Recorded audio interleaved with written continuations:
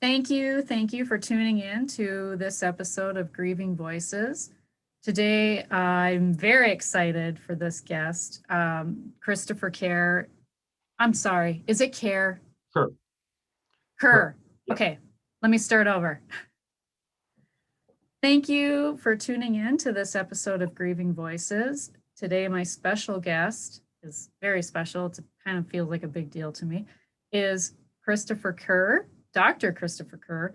He is the Chief Medical Officer and a CEO for the Center of Hospice and Palliative Care in Buffalo, New York.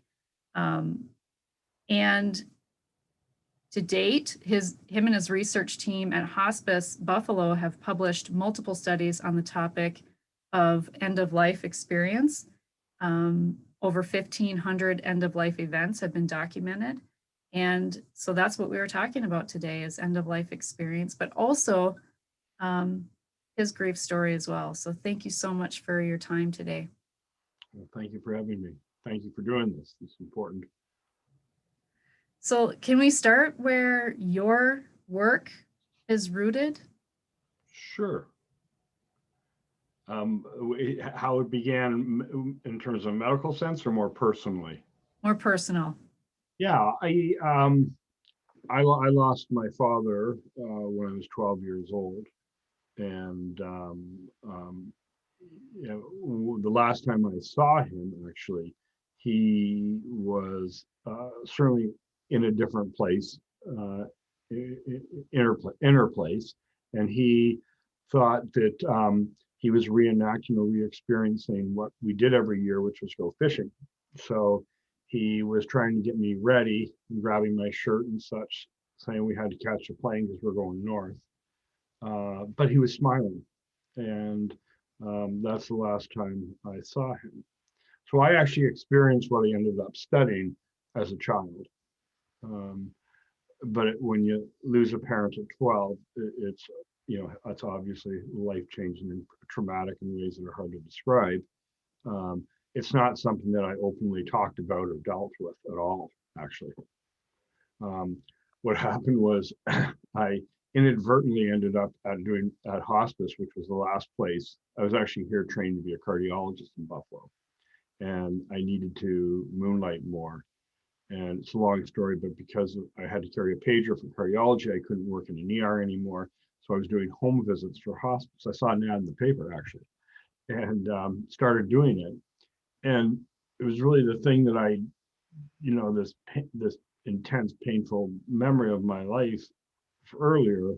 Now I'm seeing at the end of life as I'm caring for people who are dying, because in a more sterilized medical environment, you know, there's a big barrier between you and the bedside, and you're knee deep in bureaucracy. And when there isn't a lot of due to the patient, you're less involved as a physician in today's world. But when I actually had to attend to them and be present, um, I'm seeing this whole thing again, and I really never talked about what happened to me as a child. As a young boy, when I lost my father, I had a very brisk and pronounced response. I I didn't mention his name, let alone that experience. Now, what happened was I was giving a TED talk, and by this time I had already had all this research, and it was getting all this notice and whatever. And it was bothering me because it was just so dishonest, because I wasn't telling my piece of the story, right? And so I took a friend of mine who I trust out for lunch, and I said, I got to tell you something again. Here's the real truth. You know, I, this is how I came into it, because these things kind of aren't random. And um, so then I just, when I went to give a TED talk, I just told my piece of the story. So that was actually the first time I kind of went out there with it. But yeah. I love the TED Talk, by the way, and I will put the link in the show notes. And so the research that you've done, how many years, first of all, how long did this take you? Hmm.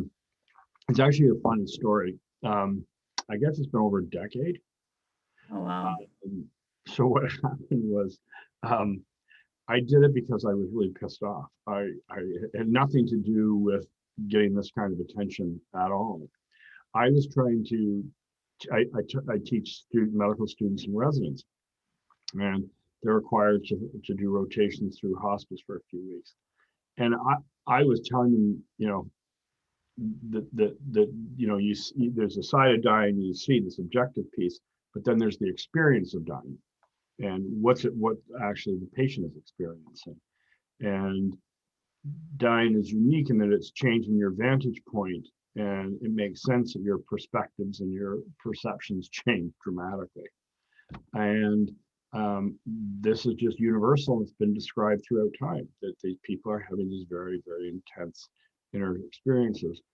And we live in this evidence-based time, and doctors are ever more discomforted by things they can't measure, see, biopsy, image. And so the students would always say, well, there's no evidence for that. And I said, well, yeah, it's been talked about forever, but not evidence in the way they like to see it. So I did the studies formally, and we went through a university process, had an IRB approved study. People had to consent with a witness. They were screened every day in participation. So we'd approach patients every day until death about these experiences. And we had to rule out that they weren't confused, and that sort of thing. And we filmed, actually, interestingly, only because we knew that you had to see it to believe it. And people would make assumptions about these patients that they were feeble-minded or confused. And it made them look like you and I. And the film, ironically, it was meant for a medical audience, is now part of this full-length documentary. So it's funny how it turns out.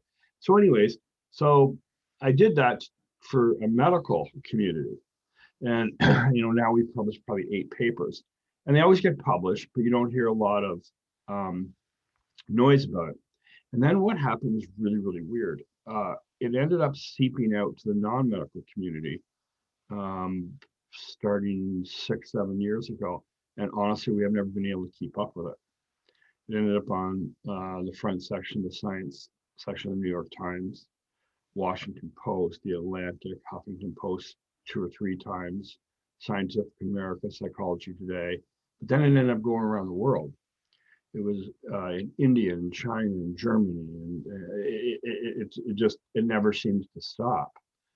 Korea. So it's the point is, and it's a sad point, is that what didn't resonate with the medical community, the people providing the care, resonates enormously with the people receiving the care. And it's the best part about the TED Talk isn't the TED Talk, it's the comments. And because the comments, people have never had this stuff really properly validated for them. And it allows them to share their stories. And they're really, I think the comment section is more interesting than TED Talk. But so it's been very interesting. There's been a framework for this discussion, and it resonates with people, and it doesn't seem to stop. So yeah, that's how it all happened. So I intended one thing, and this thing just kind of went out of control. Do you get a sense that people, obviously people are just kind of thirsty for this? Yeah, they are.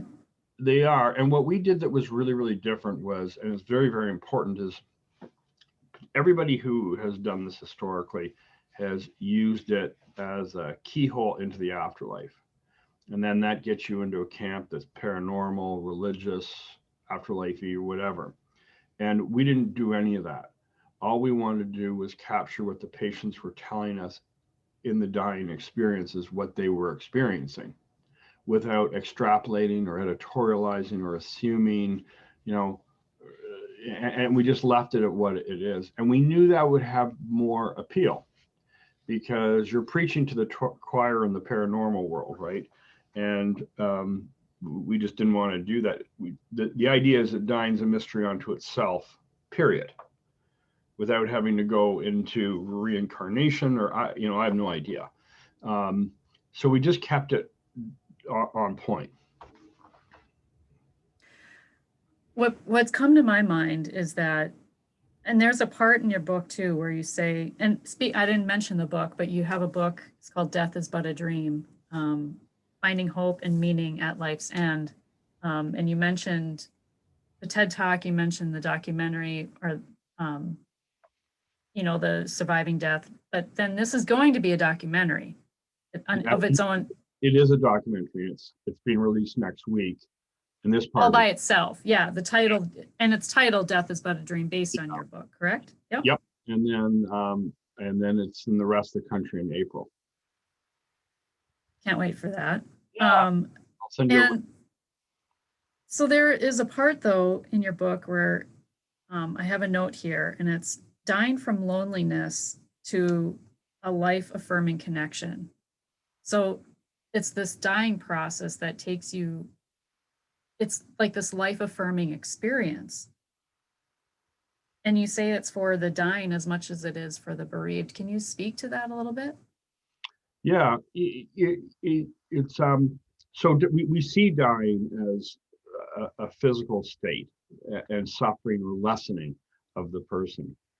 But what's missed in that is that there's powerful processes going on from the patient's perspective. And they're remarkably comforting and they're remarkably life affirming. And so what we did in our studies was ask them what they were experiencing. We even looked at dying as post-traumatic growth and this idea that you could be within a negative experience like going to war, but there were gains. And what we found was really remarkable. Right up until the last day, people who are having these experiences are gaining insight and understanding and adapting. So there's this paradox where you are physically declining, um, but spiritually and psychologically, you're actually growing. And the direction actually affirms the life you led because the end of life experiences focus on very, very specific things, which most notably is the powerful relationship secured and unconditionally or full of love, so that you end up feeling better. And in process, you kind of lessen the fear of dying. The bereaved piece is interesting. We have studied or surveyed and interviewed 750 people. And it's just this old adage: what's good for the patient is good for the loved one. And as a bereaved person, you can view death as um, a decline towards nothingness and emptiness and loss. And what you find is actually there's lots of this connectivity between what the person's experiencing and how they relate to the bereaved.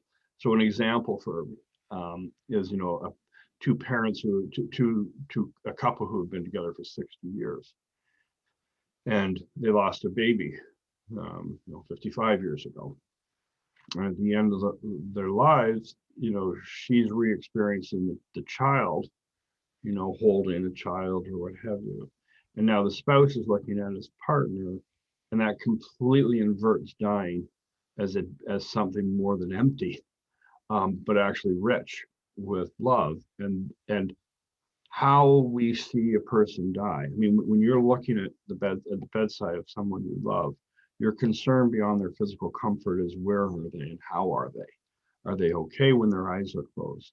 And what the data shows is they are, and they're not alone. And we've taken grief tools and measured grief processing, and this absolutely does help them in the bereavement piece. Knowing that the person you love is reacquainted with their lost mother. It just pulls it all together and in a way that provides solace. And I can say from experience, when my dad was dying of colon cancer when I was 8, well, actually, he was sick for 2 years prior to that, but that experience wasn't mine or ours, because it wasn't something that was talked about in the late 80s, obviously.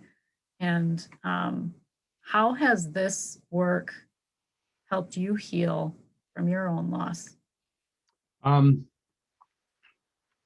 well, yeah, I mean, we were in a similar era as children losing parents, and I'm not so sure it was done well. You know, we still do treat dying as a medical problem to address or solve, when it's really about a closing of a life. It's not about a failing body part. That's over. You know, when someone is past treatment and everything like that, people don't die in parts. They die in totality. And totality of a life is defined mostly by the relationships. So medicine takes something which is ultimately a very human experience, and they sterilize it into something that isn't. Um, and you know, working in hospice for 21, 22 years is interesting because families still will come in here, their loved ones weeks before dying, and they're talking about test results or imaging, and you know, it's absurd. Um, it's almost a distraction to the experience of end of life, which should bring people together. Dying is lonely as it is. When we medicalize it like this, and particularly what probably you or I experiences, we're not actually brought closer to the person. Inadvertently, we're brought farther, and I think that complicates bereavement terribly. Actually, I know it does. Yeah. There is a note I have here too about over medicalizing the process of the dying. Can you go a little bit more into depth on that? Yeah, I mean, we, it's a complicated story, but we have a healthcare system. Well, first of all, the economy of healthcare is completely based on doing things to people. So, um, you know, you get world-class interventional care as long as you're considered treatable, and then you fall off a cliff literally when there's nothing more to do to you. And so we have actually over medicalized it and deprived it of its humanness. And yeah, we've inadvertently made it more lonely. Um, and then we're shocked. We I think we do we complicate bereavement terribly because we talk about it as somebody who's on an obvious dying trajectory as though there's always something you can do to them. Just one more thing, then we'll take another picture next week. When really, there's a lot of data on this, particularly at tertiary. So high-end medical centers actually have less, don't add to mortality. They take from it because this idea of medical futility doesn't seem to matter. So they take people who have clear terminal trajectories, but they keep it going. It's hard to put into words, but basically, I've been doing this work for a long time. A third of our patients are in hospice for 7 days, and that's a national number. And the hospice benefits for 6 months.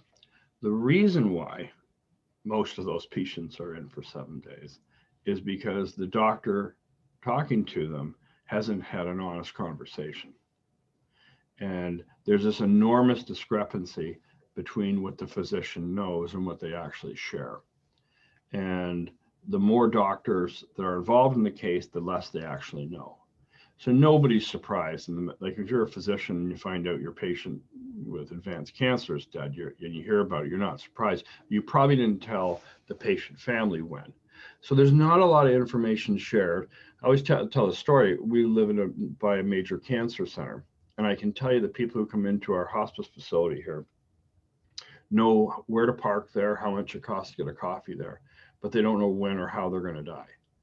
And it's actually not that difficult to prognosticate, but people just don't have the discussion. So we're left traumatized because it's treated, dying in a medical environment is treated like an acute event.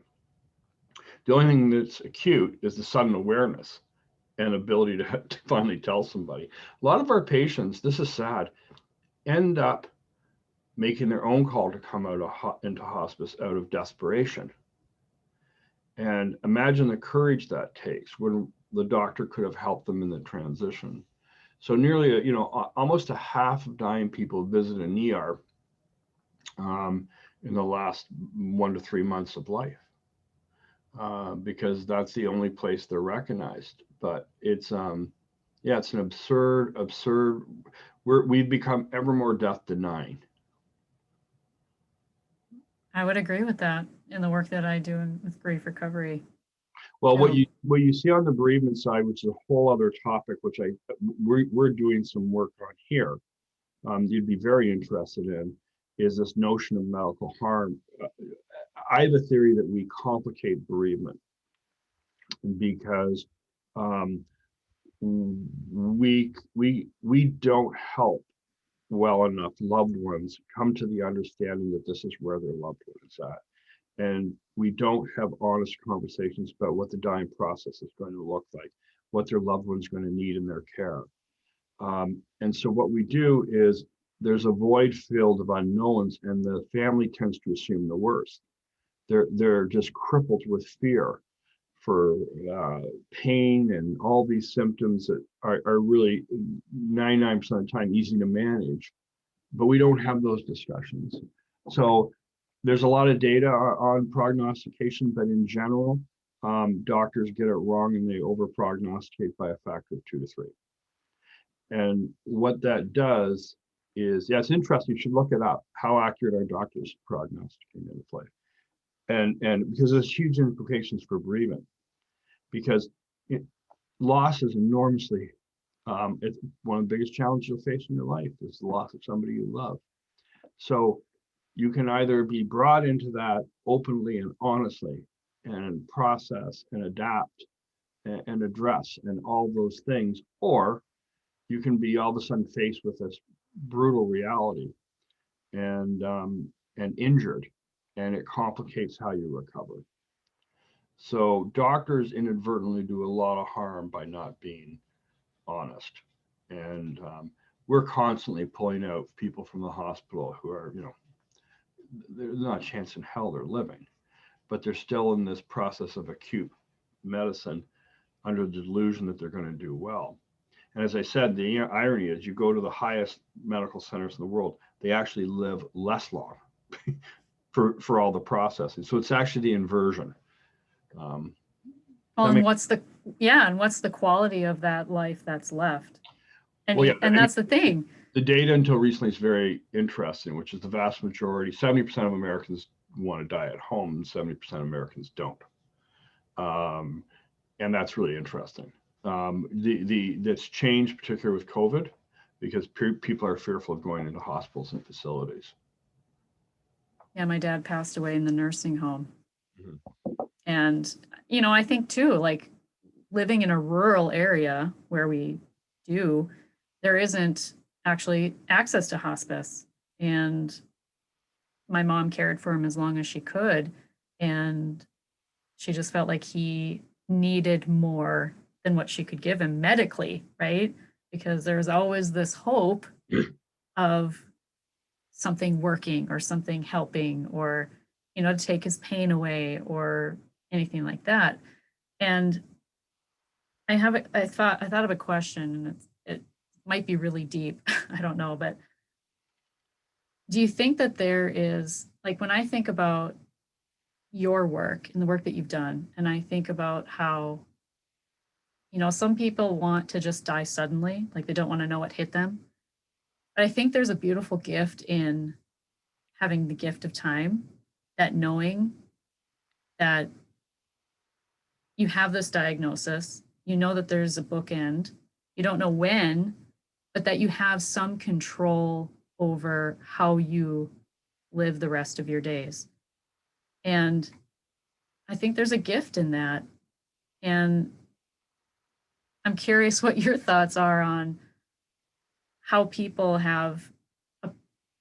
like people that have been in your care, like, do they regret like the suffering that they've had to go through to have these experiences? Or, and I don't imagine they do, but I don't know, maybe I don't even know how I'm asking this, but No, I haven't met the person. I haven't met the person that didn't want control of their own life, even in the face of death, that didn't want to be informed, that didn't want to be protected or denied from their own realities by somebody. Um, I've never met the person. Um, it's funny because people think, oh, they don't want to know. They all want to know. It's their body, it's their life. It's not working the same. They can't stand up anymore. There's intuition. Just they're in that body. So the denial actually is harmful. So yeah, they want to know, and um, they need to close their life. There's things they want to say. There's people they want to connect to, um, and there's beauty in a lot of it because it reduces our relationships to what matters. So you stop worrying about your tax bill, but boy, you want to hold that grandchild. Like there's richness in it. Um, it's part of an understandable process. It's less about, again, the organs not working here and there. It's really about, you know, dimming the light on your life and reflecting, and validating who you are and what you've lived for. And generally what happens is fascinating.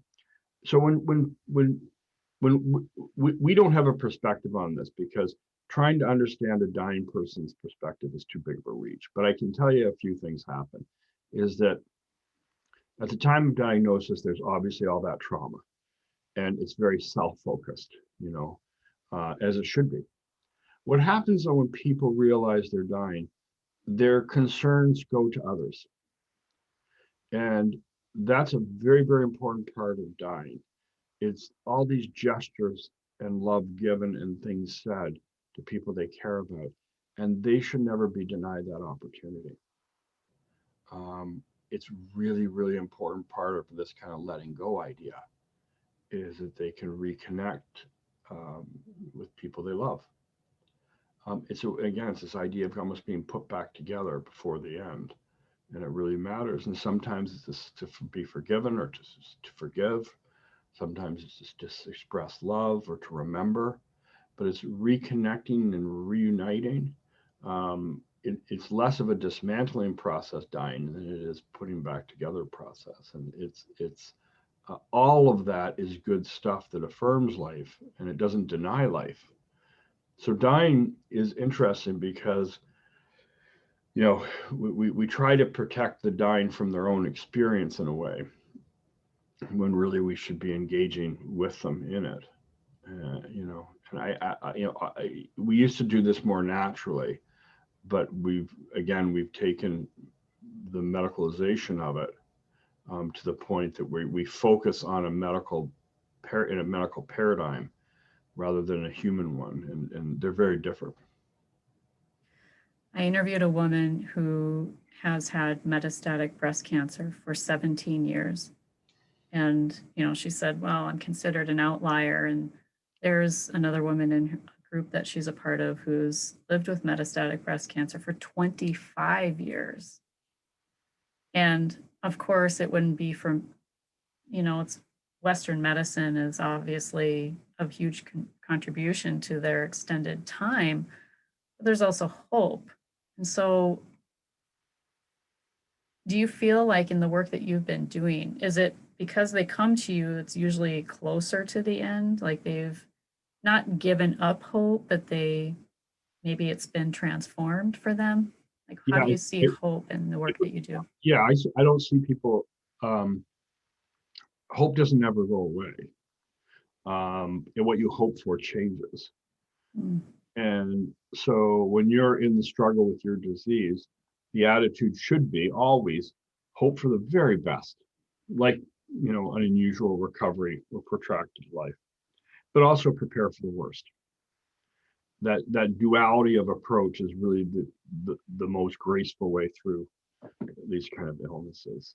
Is you don't deny the fact that this could go the other direction, but boy, hope and fight like hell that you're going to live and live well. The people that I take care of, their hope, actually, I think in some ways is stronger, but they're hoping for something else. They're hoping for a peaceful end. They're hoping for dignity. They're hoping for autonomy. They're hoping to reconnect with people they love. They hope they're going to have the opportunities to say what they want to say to who they need to say it to.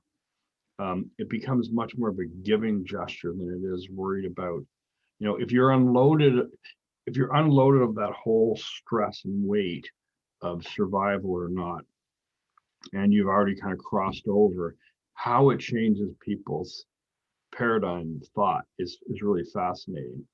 But hope is still there. It's just hoping for something else. I love that. That's why people, I'll tell you, it's interesting. I talk about this in the end of the book, but one of the more interesting things, when we first started writing the university or appealing university to do these studies, we were denied because, we want to sterilize the dying and put them on a shelf and don't interfere with them, kind of thing, which is actually the worst thing because they're dying lonely and they're looking at a white ceiling. And so what's fascinating is that everybody in that book is who they are, and in the film, and not one person who was approached and denied to participate. That's a hell of a lot of people between the film and the book. And and they're telling the real stories of their lives, like the hard stuff. And so you've got to ask yourself, okay, well, there's no secondary gain. Some of the people who are participating are literally days or weeks from dying. And so why are they doing this? Why are they spending their precious time and energy? And it's because they're still human. And that means they still want to have meaning. They still want to be heard, still want to have relevancy. They still want to connect.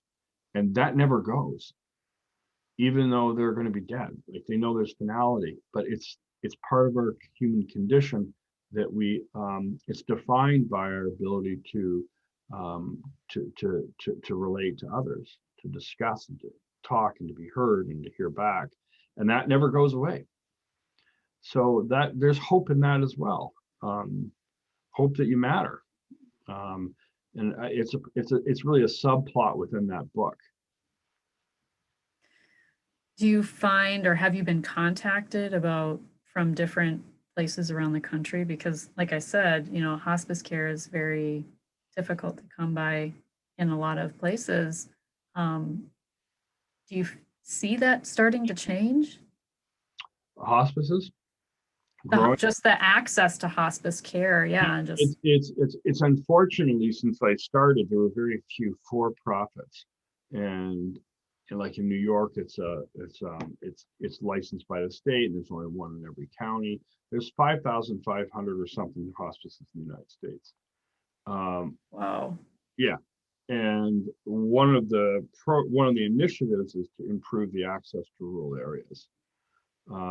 And I actually think it's going to happen more. We're seeing more of it because of telehealth, ability to meet people remotely, because there's just the practicality of having on-call systems and access to people who are distant.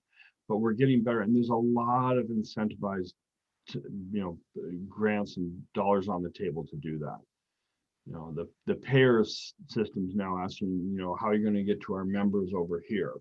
And that's exactly what they should be saying. Well, that gives me hope. Yeah. I'm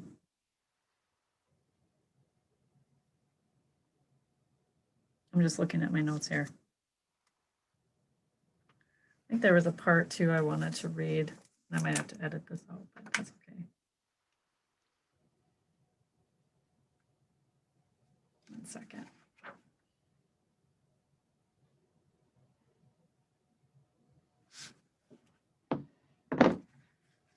So the patients that have come to you for end-of-life care, the significance, I imagine, you kind of spoke to this for the bereaved, and that's kind of where I'd like to take this conversation next, is those who are left behind. Has it really shifted, or have you seen shifts in people's perspectives about what they then want for themselves? It's a great question. Yeah, not measurably, but certainly anecdotally. Yeah, it's interesting. This is in the film. There's a number of people who speak very clearly about this. And more what it does is it informs them of what from the experience, they learn that their fear of death is less, definitely. Mm. And I think that matters a lot, because of all the symptoms of dying, fear is actually probably come close to the top of the list. and they end up more with a faith that the story's not as bad as feared, you know. And that again, that really comes out in the film really well. I actually think the family members are as moving as the patients, not more so in some ways. You know, there's a lady in the film, for example, um, who whose mother has very advanced dementia, and she's in a nursing home facility. And the weeks prior to her death, she's trying to escape all the time, but she's happy as could be. And what was happening was the daughter would go and see her every day, and she was having these rich, meaningful dreams about her deceased husband. And they had this kind of fairy tale marriage of love. And so what's happening, the dreams are so real to her and vivid that she's acting on it. And she's trying to leave the building because she's always thinks she's going to go, has to get to the church whether she to meet her husband to get married. And this happened right up until like the last days of life. So here she is, and this is the paradox of it all, is that she's losing her life, but she's actually reliving the best day of her life.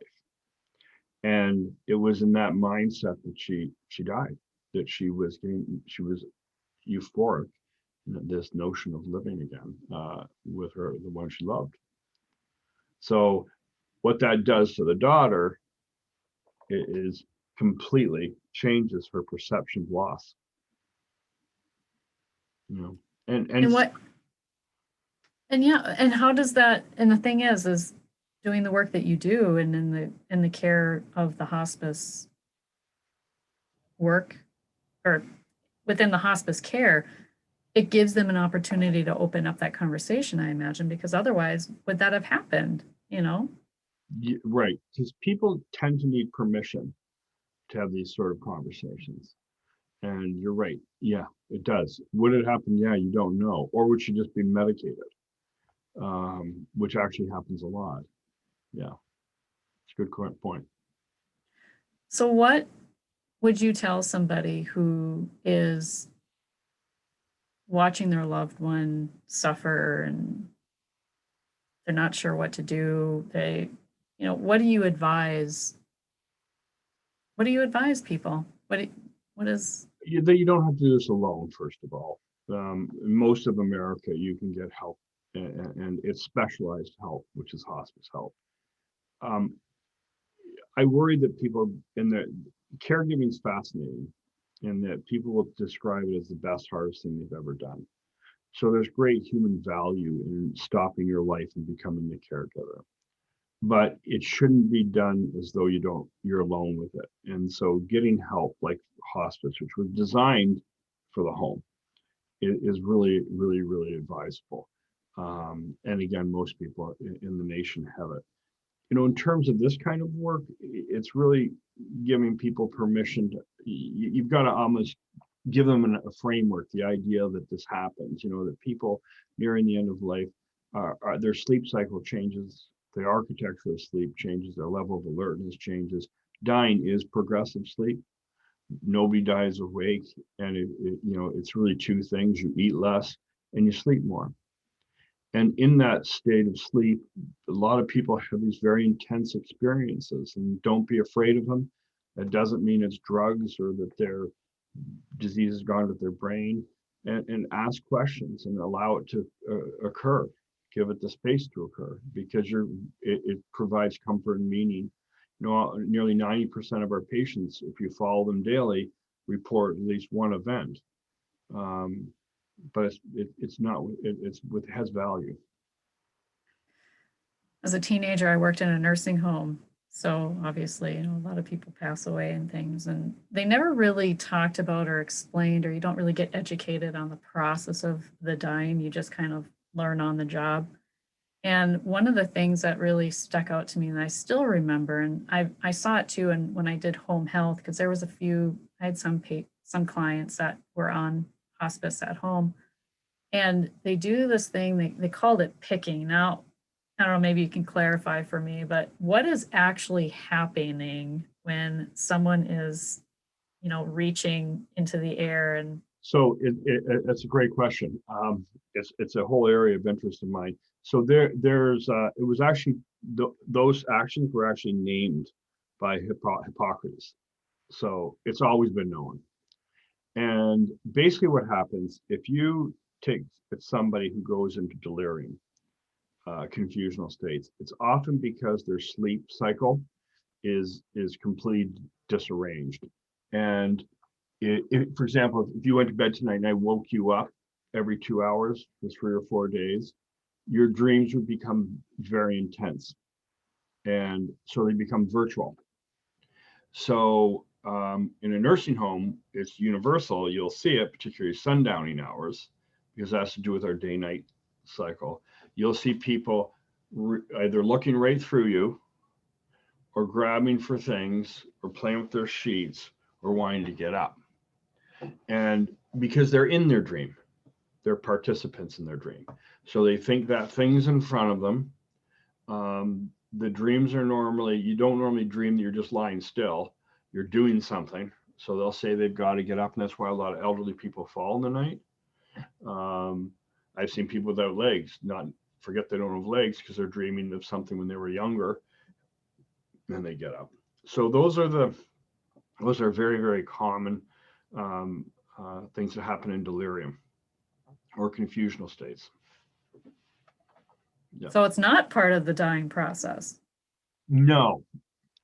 Although a lot of people who are dying become delirious, but typically towards the end. Okay.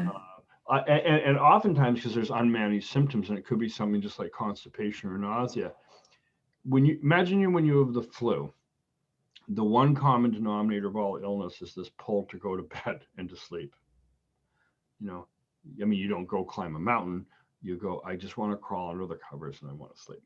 And then something interferes with that sleep. Anything. That sets the stage for confusional states. So let's say you got the flu. Have you ever had the flu? Mm-hmm. And you want to go to bed, and an alarm clock goes up every hour. Have you had a child? Mm-hmm. Have you been postpartum and you've gone days without sleep and you're hearing the noises and the baby crying, whatever, and you're pretty close. Now you imagine you're 80 and you have that level of sleep disruption. Then they get confused. It's why it's used as a form of torture in war. Just keep waking somebody, everybody will get confused. And one of the pieces of confusion is that the dreams become, you're in your dream. And the themes become horrific, the worse it is. Just like your mood becomes worse with missing 1 night's sleep, now you're adding, 4 and 5. And then, you think there's a fire, somebody's robbing you, you're paranoid of the person giving your care. So that whole dissolving of the mind is very, very tied to sleep. And they're basically dreaming with their eyes open when they're doing those things. It's why very nice people can become combative in a nursing home. And tragically, they often need to be tied up. It's why you try to keep elderly people out of the hospital. You keep them in their home and they can live a lot longer. As soon as you put them in the hospital and you start waking them up in the night, then they can't go home. They end up confused. That's fascinating. Makes Never sense? really thought of that. Yeah, I never really thought about that, but yeah. Yeah, you can take an elderly person who can put themselves in context because everything's familiar. They know where the nightstand is, and then they go to a hospital, and then somebody wakes them up to give them a pill, and they wake up and they're disoriented and they're not sure where's my nightstand, and that's untying them. And I'm caring for my mother now in Northern Ontario, and she's 88. And you have to be very careful waking her up because it takes a lot for her to put herself back together. And she'll ask questions like, why are these people in the room? And 10 minutes later, she's fine. But sleep is really the 5th vital sign for elderly people. And if you don't protect it well, you can confuse them all. Interesting. Thank you for sharing that. Yeah, That's very helpful, I think, for many listeners. who are the caregivers for their loved Yeah, ones right now. yeah. Our alarm goes off about sleep more than anything else, because as soon as you have an elderly person who's starting to not have fragmented sleep, they're it's going to be very hard to keep their mind together. So where does this, I mean, it's been a long time since you've started this research, and is it starting to morph into another area of interest for you? Uh, yeah, we wanted this to go away about 5 years ago, but the momentum for it keeps going, so we keep doing the work. But we've extended this, right? We've looked at children who are having these experiences, and Oh, there's a chapter in the book about that. Um, we've done a lot of work, obviously, with the bereaved and looking at how that's changed them. The next thing we're working on, and that I'm personally interested in, is this caregiving idea. Because if you do what we do, it's so inspiring to see.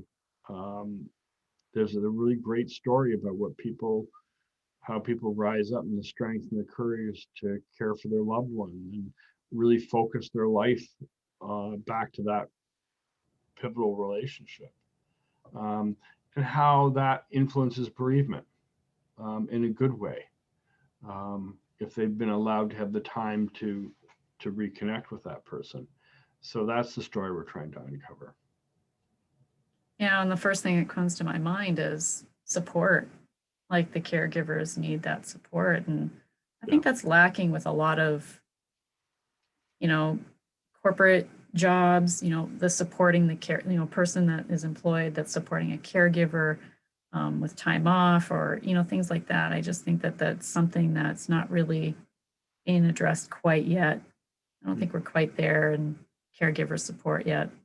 and within the developed world, we offer as a country far less than half any other nation in terms of assistance in the home. So helping the caregiver be a caregiver. So again, world-class care in a hospital, very little care at home where you're actually going to live with your illness. Right. And it's very expensive. The organization that I worked for, I'm not even sure what it costs for people to have me come into the home, but I've heard things that it's very expensive and it's out of pocket. And that's why people end up in the nursing home and things like that, because you can't afford Oh home no. help. Mm-mm. And so then either too, as a caregiver, as a child of a parent who's, ill and sick and things like that, you have to choose then between your job, your livelihood, your family and things like that. And that's why you see a lot of parents moving in, a lot of these combined families now, the parent moving in with the child and their family. And Yeah. yeah, and that dynamic too, there isn't a lot of support there. No. I would love to see your research expand into that and Yeah, see how that. that's what we're doing, and we're starting to film the people as well as we're going along, because it just seemed to coincide well with the first book. So where we had the research, we had the film, and we had the book, and it all kind of came together in a good way. Well, and there's a lot of grief too that is there with when there isn't support as Yeah. well. Yeah. The other thing we're looking at, and we're doing some studies on again, is this idea of the care before death, care of the family before death, how that affects grief. So, back to our earlier conversation, if you were included in the process, if you were informed accurately, if you were given time, real time, not denied, um, and reassured, what does that do as opposed to being there in the hospital for a month and then the guy says all of a sudden this is the end? And this idea of help versus harm pre-death and how that affects bereavement. Because I see people who almost have PTSD after these losses, after an extended stay in a hospital, they really didn't know, and they're still hopeful until the last 24 hours. And there's a lot there. So, how well are we caring for the loved ones of the dying patient. And you know, it's very interesting because if you ask the patient, that's what their concern is, their loved ones. And particularly, you know, during COVID, it's obviously different, but people are so disconnected. People are saying goodbye over technology. Yeah, I've heard some really tragic stories about that where it just feels so incomplete. Yeah. Um, yeah. Yeah. Um, I just want to read a little part here that ties into what you just said. It's in your book on page, it's found the chapter on To Those Left Behind.